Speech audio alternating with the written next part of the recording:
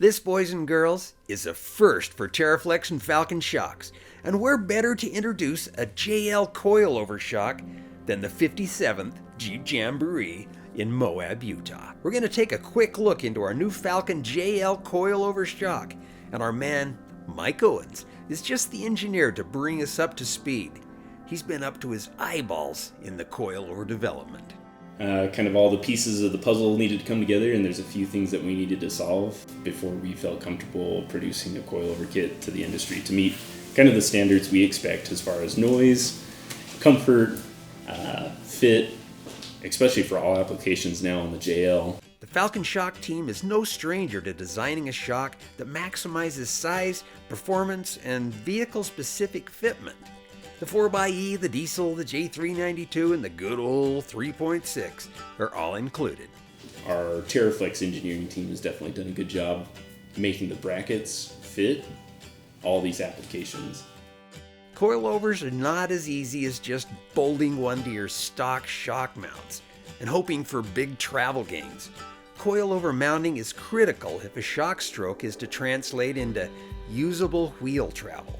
Some of the things that are hard on a coilover kit is optimizing the packaging. So basically going as high as you can in the fender well with giving enough room for body mount compression that you're not getting noise from the body moving under high compression, and going as low as you can with balancing ground clearance and other fitment issues. Optimizing the position and location of the coilover as well as reservoir location so that you can package the most amount of travel for a high performance shock.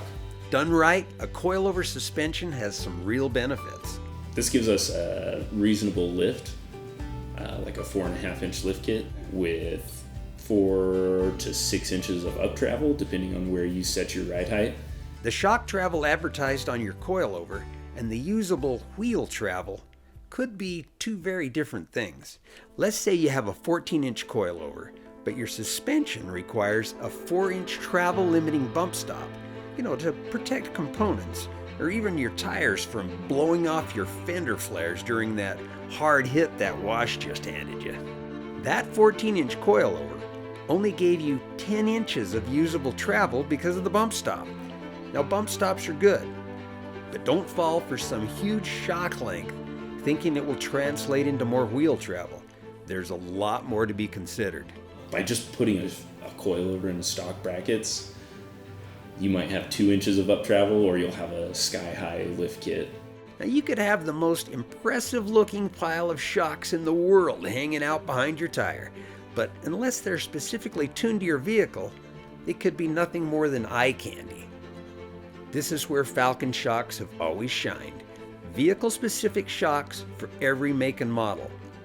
And low-speed dampening is a big part of that tuning process. That's where body roll, cornering, and resistance to wind sways come into play. I think a lot of people see shocks and they see a big hose and they see a big reservoir. These function the same. We tend to stick towards piggyback design. We're doing all the communication internal in the body cap, and we're reducing mounting when we can package it this way. Falcon piggyback shocks give us a compact design that's easy to mount, and it's free from the remote reservoir potential hose leaks and flow restrictions. Not doing external brackets. We like the large ports in the body cap so that we get no hysteresis, plenty of flow. We can run lower charge pressures. Sometimes room constraints require a remote reservoir, but where possible, Falcon goes with a piggyback design. One of the problems that we have to overcome is clocking the piggyback. Having a bearing surface type shock mount that's tough enough to handle the vehicle weight and still keeps the piggyback reservoir oriented correctly is quite a trick, but they figured it out. So the pins, being in this orientation, won't allow the shock to move left or right, but it will allow it to rotate in and out as the axle articulates.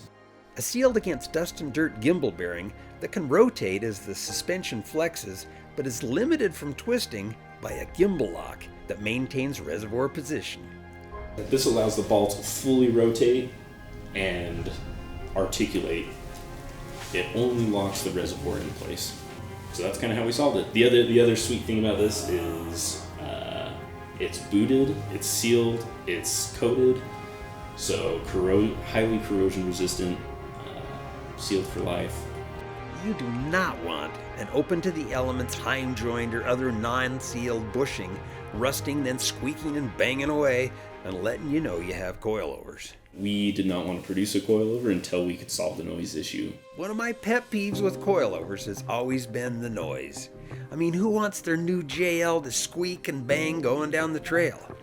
Well, the Falcon engineering team developed a unique slider that eliminates all that annoying coilover noise. The problem with typical sliders is they compress and they slid, and you get the spring sound, the boing, boing. Something that we've done in our slider is we've actually made this a two-piece. And what we've done on the inside is actually a roller bearing with hardened wear plates. The slider that Mike and the team developed is just plain amazing. It has bearing surfaces between the two separation plates that the light and heavier rate coil springs twist on. As you compress your suspension, this slider actually hits a crossover, a transition where you take the upper spring out of the equation and now you transition into the heavier bottom spring. So this really gives you the best of both worlds. So you can fine tune in where you want the heavier rate to engage. Gone is the spring boing that brings the "what was that" from your passengers. Seals, top and bottom, and an O-ring seal on the outer. But what this allowed us to do was run bearings on the inside and seals to scrape the body clean and to keep this a perfectly sealed, quiet unit.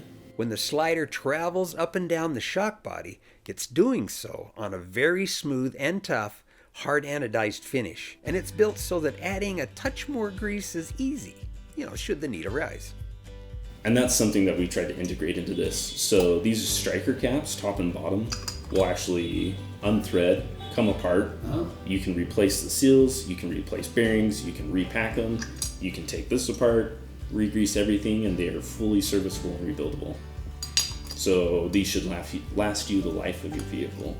Silence is in fact golden. But yeah, this is our take on trying to make the coilovers a quiet, highly functional, highly serviceable, customizable option for JL owners who really want the most performance and the most options. We are all super excited about the new JL coilover shocks. And there's a lot more information to come, so just stay tuned.